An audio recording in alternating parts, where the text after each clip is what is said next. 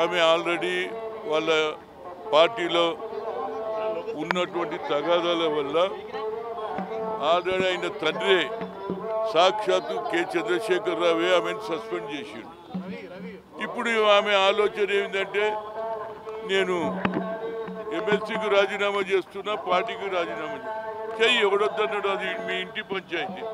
కానీ హరీష్ రావు రేవంత్ రెడ్డి ఇద్దరు ఒకటే ఫ్లైట్లో పోయిండ్రంటే అసలు ఎవడన్నా నమ్ముతాడా? ఫ్లైట్లో అందరూ ఎక్కుతారు, స్పెషల్ ఫ్లైట్లో ఇద్దరు పోయిండ్రంటే నేమన్నా చెప్తాను.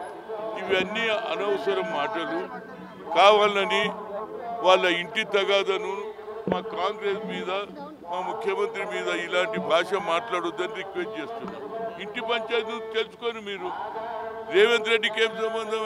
రేవంత్ రెడ్డి బీఆర్ఎస్ ఆల్రెడీ ఏది కాళేశ్వరం కుంగిపోయినట్టు కుంగిపోతున్నది. ఆ పార్టీతో మాకేం సంబంధం?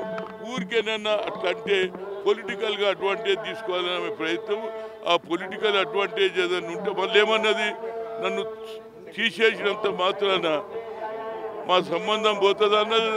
అది రక్త సంబంధం కదరా బాబు, అది కంటిన్యూస్ ఉంటుంది. కేవలం ఇప్పుడు పొలిటికల్గా అనవసరంగా రేవంత్ రెడ్డి మీద ఆరోపణలు చేయడం అది న్యాయం కాదు. అది ఎవరు నమ్మరు. మీ ఇంటి పంచాయతీ మీరు చేసుకుంటే ఆల్రెడీ మీ పార్టీ కుంగిపోతున్నది. ఏది కాళేశ్వరం ఎట్లా కుంగింది, ఇట్లా ఇట్లా ఇట్లా అట్లా. కనుక దాని మీద ఇలాంటి భాష మాట్లాడడం వల్ల నీకు లాభం జరగదు. మీ పార్టీలు ఏం చేయాలో లేదు. మీ పార్టీకి వ్యతిరేకంగా నువ్వు ఏదైనా పార్టీ పెడితే పెట్టుకో, ఎవడొద్దను. ప్రజాస్వామ్యం బాబాసాహెబ్ అంబేద్కర్ అందరికీ అవకాశాలు ఇచ్చాడు. అంతేగాని అనవసరమైన ఆరోపణలు మా ముఖ్యమంత్రి మీద చేయొద్దు.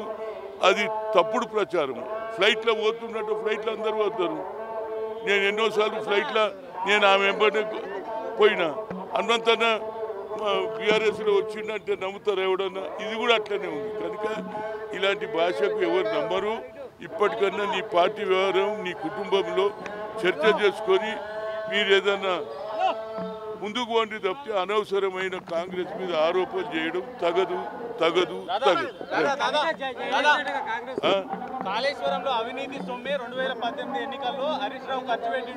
అదే చెప్పింది కదా, బంగారం ఆయన సంపాదించిండు. ఆ బంగారం బయట పెట్టరాదమ్మా, చెప్పుక కాదు. ఏడేడో దాచిపెట్టిండో చెప్తే మేము సిబిఐకి వాళ్ళకు కూడా చెప్తా. అది చెప్పగలుగుతా, అది చేయగలుగుతా. నా చేతిలో పని ఏంటంటే ఫలానా దగ్గర బంగారం అయినది ఉన్నది అని చెప్తే నేను సిబిఐకి చెప్పగలుగుతాను. అంతేగాని బంగారం సంపాదించిండా, వజ్రాలు సంపాదించిండా అనేది నీకు మీ ఇంటి సమస్య మీకు తెలుసు.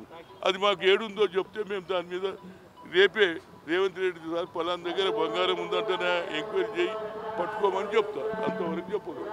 Thank you. రైట్.